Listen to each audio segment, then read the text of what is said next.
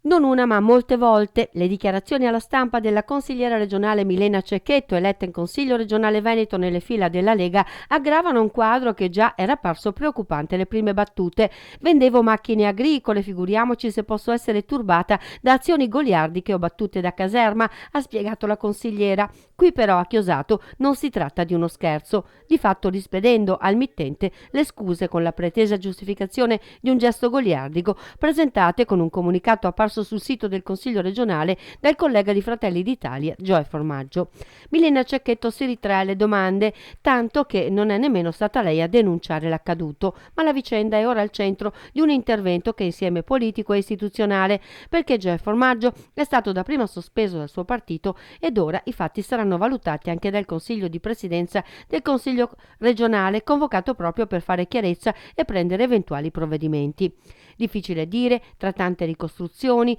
e con la diretta interessata che giustamente ora vorrebbe solo dimenticare quei momenti, che cosa sia realmente accaduto. Si parla di una spinta giù dal bracciolo di un divanetto o di un bacio rubato, un atteggiamento che il consigliere Formaggio dice non aver avuto niente di diverso dal solito, ma proprio su questo solito atteggiamento sembra che la consigliera da tempo non fosse consenziente, tanto da aver parlato di molestie più subdole e meno evidenti dell'episodio avvenuto in consiglio, ma continuative da anni,